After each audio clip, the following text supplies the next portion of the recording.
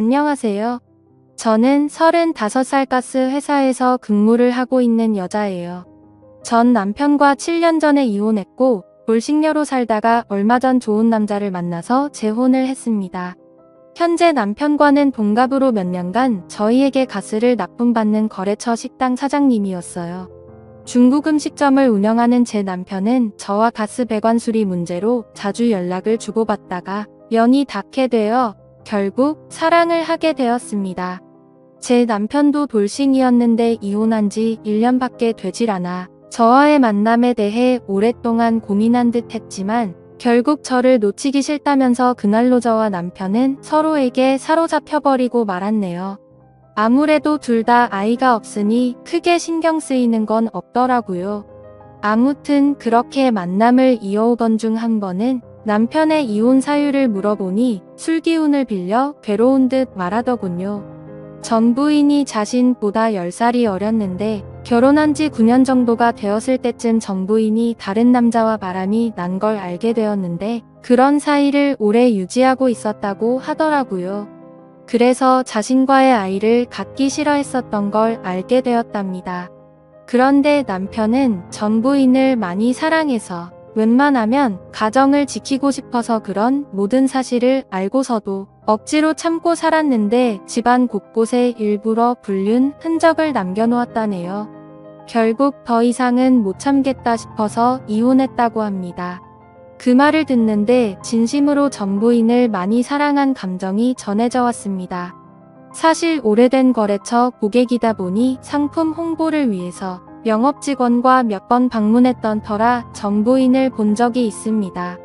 두 사람이 얼마나 금술이 좋았는지 가게 안에는 아내와 같이 찍은 사진이 도배가 되어 있었고 가게 이름도 아내 이름을 따와 지을 정도로 각별한 부부의 모습을 봤었습니다. 그런 두 사람이 이혼을 하니 한 번씩은 다 수근수근거렸고 저도 그중 한 명이었죠.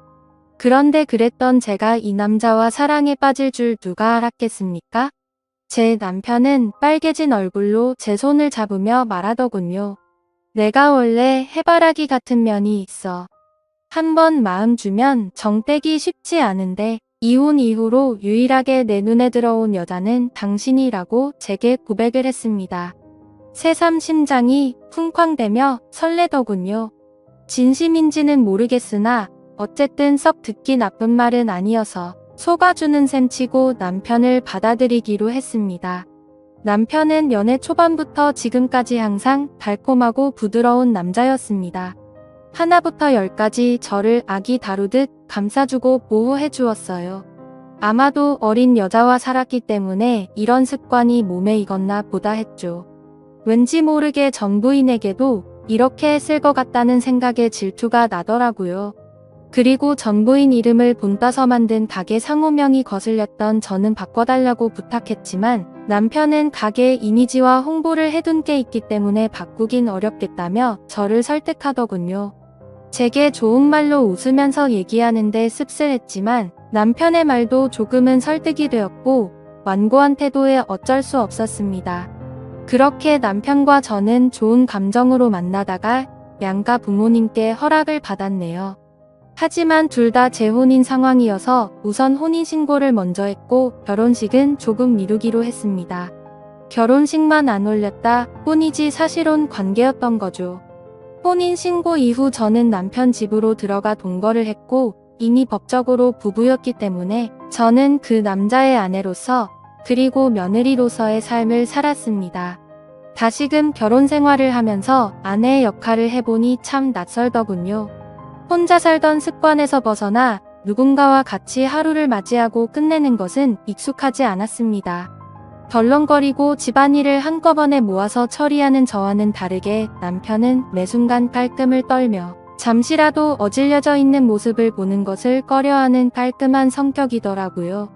그렇지만 남편은 싫은 소리 한 번 하지 않으면서 특유의 자상함으로 따뜻한 말을 건네주었어요. 여보, 힘들면 내가 할 테니까 그냥 당신은 당신 일만 봐. 어차피 내가 집안일 하려는 사람과 결혼한 게 아니고 사랑해서 결혼한 건데 당신이 스트레스 받는 거 싫어라며 든든하게 절 안아주니 예전에는 느껴본 적 없는 처음 느껴보는 남편의 따뜻함에 몸이 녹아내릴 지경이었습니다. 자상함은 개미 코털만큼도 없던 전 남편과는 달리 저를 아껴주며 보듬어주며 곁을 지켜주고 시댁의 공격으로부터도 잘 지켜줬습니다. 어느 날 시댁에 갔는데 시아버지가 어디 며느리 음식 솜씨 한번 보자며 제게 저녁 식사를 차려보라고 했네요. 집안일은 젬병이었던 저는 예상치 못한 미션에 우왕좌왕하다가 인터넷 요리 레시피를 보며 겨우겨우 재료를 파악해서 만들었습니다. 생각보다 시간이 많이 걸린 탓에 시아버지가 배가 고프다며 나오셨고 제가 만든 음식 맛을 보았는데 갑자기 표정이 변하더라고요. 솜씨가 마음에 안 들었는지 젓가락을 탁 내려놓으시면서 말했습니다. 아가야. 아니 참 내 마흔을 앞두고 있는 너한테 아가야라고 말하기도 참 별스럽구나. 나이를 먹었으면 음식 정도는 할 줄 알아야지. 음식을 업으로 삼는 사람 집안에 시집와서 남편한테 요리도 부려먹을 작정이냐고 말하더라고요. 옛날 아가는 어린 나이였으니 가르치면 된다라고 생각했는데 라고 중얼거렸습니다. 그러자 옆에서 시어머니가 시아버지에게 눈치를 주었지만 시아버지는 아랑곳 않고 제 면전에 대고 계속 나이 얘기로 제 상처를 후벼파면서 상처가 되는 말들을 쏟아내시더라고요. 그걸 보다 못해 남편이 한마디 하더군요. 그만하세요, 아버지. 제 아내 앞에서 하실 말씀은 아니잖아요. 어딜 그딴 여자랑 제 아내를 비교하세요? 아버지께서 2번 다시 이런 말씀 하시면 앞으로 다시는 찾아오지 않을 겁니다. 라며 통쾌한 사이다를 날려주었는데 얼마나 고맙던지요. 저런 아버지 밑에서 어떻게 우리 남편 같은 아들이 태어났는지 그야말로 놀랄 노자였습니다. 남편이 이렇게 나오니 저도 더 잘해야지 하는 마음이 커지더라고요. 전 남편과의 이혼 사유가 시댁과의 갈등이었던지라 재발 방지 차원으로 저는 긴장을 늦추지 않고 건성으로나마 그냥 아버님 성격을 내내 맞춰드렸습니다. 어색한 분위기 속에서 저녁 식사를 마친 후 어머니는 틀어져 버린 부자 사이가 마음에 쓰이셨는지 술상을 버우셨습니다. 시아버지와 남편은 잔을 주고받으며 얘기를 나눴고 저는 시어머니와 부엌에서 과일을 먹으며 얘기를 하던 도중 깜짝 놀랐습니다. 사실은 얼마 전 맏며느리였던 아이가 우리를 찾아오지 않았겠니? 라고 말하더라고요. 다시 우리 아들이랑 합치고 싶다면서 도와달라고 무릎까지 꿇고 간절하게 말했답니다. 시아버지가 맏며느리를 싹싹하고 애교가 많아서 많이 예뻐했었다고 말하시더군요. 그러면서 시어머니는 바람난 며느리 난 그렇게 용서가 안 되는데 니네 시아버지는 전혀 아랑치 않고 사람은 누구나 실수할 수 있는 법이라며 달래기 바쁘더라고 라고 시어머니께서 귀띔을 해주시는데 어쩐지 식사 내내 저와 그 여자를 비교를 했던 거구나 싶었네요. 황당하고 불쾌해서 귀가 더러워지는 기분이었습니다. 바람은 실수고 음식 솜씨는 실수라고 봐주시기 어려웠던 건지 벼랑간 바람난 며느리 뭐 예쁘다고 비교질 해대나 싶었는데 이미 전 며느리의 수작질이 깔려 있었던 겁니다. 밤이 깊어가자 시부모님은 자고 가라고 제안하셨습니다만 저는 시아버지가 거북했죠. 그래서 저는 남편과 함께 집에 가겠다며 단칼에 거절했습니다. 저는 취한 남편을 대신해서 운전대를 잡았고 시부모님께 인사를 드린 후 차를 출발시키고 한참 주행하고 있는데 갑자기 남편이 속이 울렁거린다며 차를 잠시 세워보라고 하더군요. 남편은 내리자마자 속을 비워냈고 목이 마르다며 등을 두드리고 있던 제게 건너편 편의점에서 물 좀 사다 달라고 부탁했습니다. 저는 알겠다고 잠깐만 기다려보라고 말하고 편의점으로 가기 위해 파란불에 건널목을 건너던 찰나 브레이크를 밟는 소리와 동시에 그 자리에서 쓰러지고 말았습니다. 하필 신호를 지키지 않았던 차에 교통사고를 당하고 말았던 거죠. 남편은 술이 확 깼는지 놀라서 달려왔고 쓰러진 저는 병원에 실려가 온갖 검사를 마친 후에 입원을 하게 되었습니다.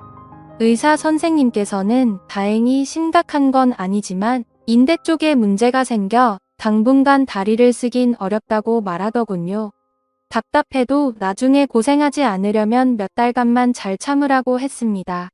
그렇게 친정시댁 식구들은 제가 교통사고를 당했다는 소리에 한달음에 달려오셨고, 남편은 다 본인 탓이라며 그때 아내한테 물 심부름만 시키지 않았으면 교통사고 나지 않았을 거라고 울면서 자책했습니다. 저는 오히려 그런 남편을 위로하며 나 괜찮다고 너무 걱정하지 말라고 얘기해 주었네요. 시아버지는 그 와중에서도 혀를 끌끌 차시며 시댁에서 자고 가라는 말을 안 들어서 벌받은 거라고 하시는데, 대꾸할 힘도 없었던 저는 몸 아픈 것도 서러운 판국에 그마저도 꼭 참아내야만 했습니다. 남편은 그 후로 병원에서 먹고 자고 하며 전보다 몇 배로 제게 신경을 써주며 잘해줬습니다.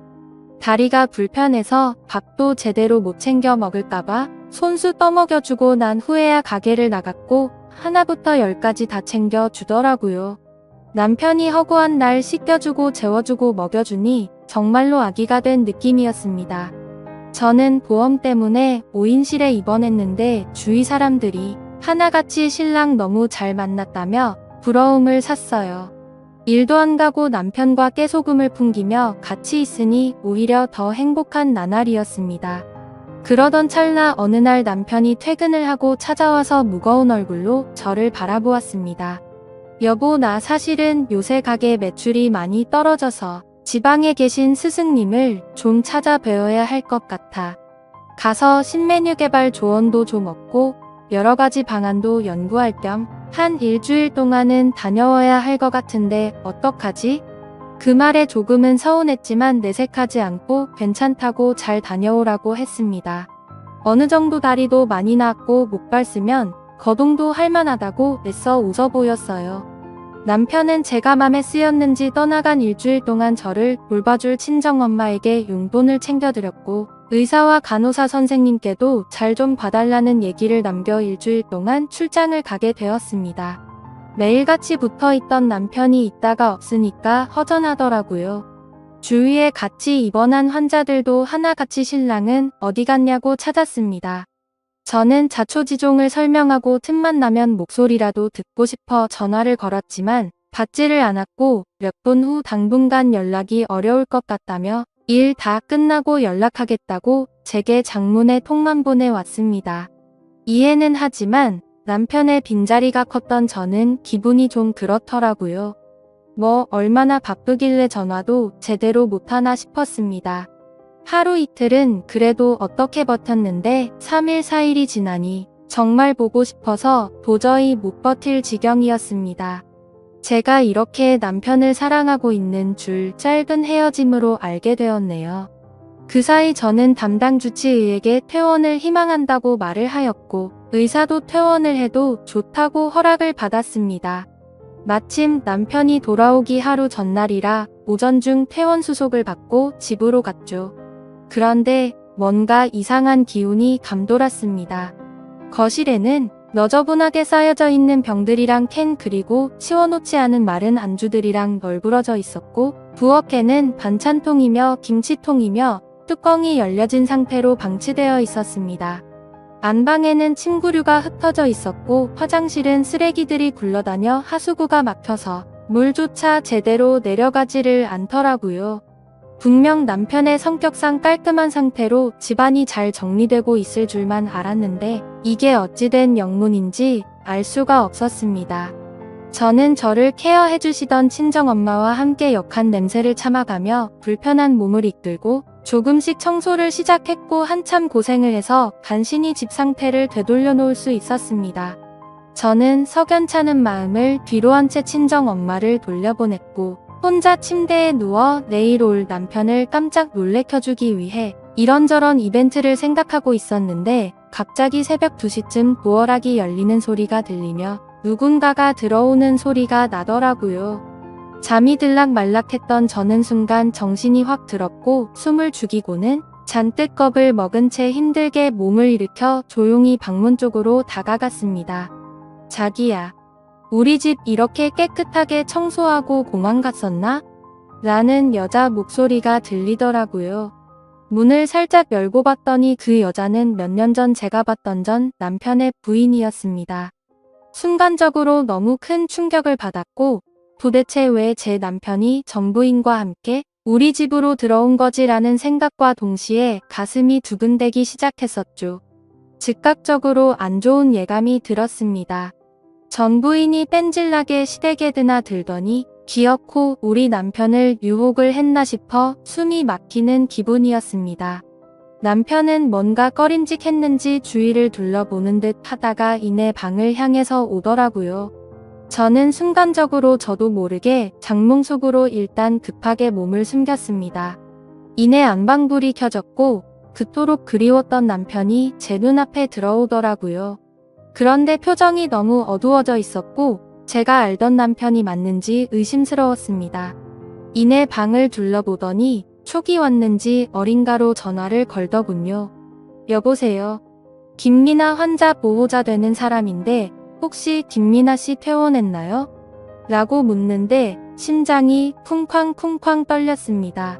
남편의 어두운 표정을 보고 있으니 뭔가 제가 죄를 짓고 숨어 있는 건가 싶고 두렵더라고요. 남편은 전화를 끊으며 앞에 있는 전 부인한테 말했습니다. 큰일 났어. 아무래도 우리 집 사람 퇴원한 것 같아.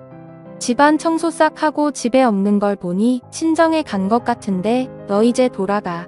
그리고 내 뜻대로 일주일 동안 이별 여행 다녀왔으니까 완전히 우린 끝난 거야. 알겠지? 라며 전 부인의 어깨를 부여잡더라고요. 순간 판단력이 흐려지며 머리가 새하얗게 멍해졌습니다. 이별 여행? 이게 무슨 말인가요? 이별 여행이라니요. 다들 생각하듯이 남편은 일주일 동안 지방에 있는 스승님께 간다는 말은 거짓말이었습니다. 사실은 전 부인하고 일주일 동안 이별 여행을 갔다가 왔던 거였죠. 그것도 교통사고 나서 병원에 입원하고 있던 저를 내팽겨두고 말입니다. 그 말을 듣는데 배신감에 눈물이 나고 손이 부들부들 떨리더군요. 믿었던 남편의 배신의 치가 떨렸습니다. 남편의 전 부인 아니죠. 남편의 상간녀는 남편에게 안기며 말하더군요.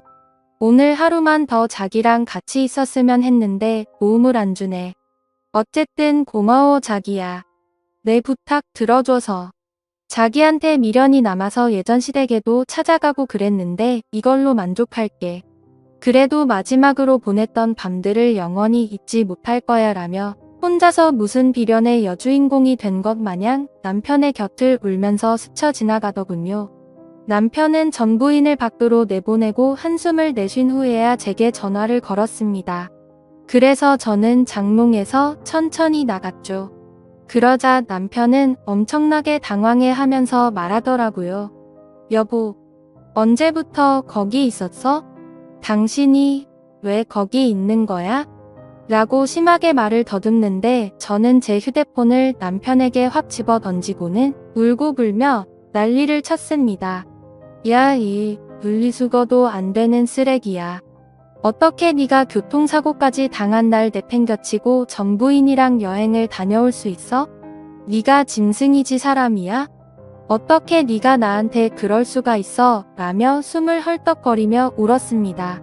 그러자 남편은 가슴 아픈 얼굴로 허울 좋게 저를 위로하며 달래더니 꼭 안아주면서 말하더군요. 미안해. 다 내 잘못이야. 사실 헤어진 전 부인이 당신이랑 만난 지 얼마 안 돼서 계속 나랑 재결합하자고 했었어. 내가 안 통하니까 우리 부모님한테도 찾아갔더라고.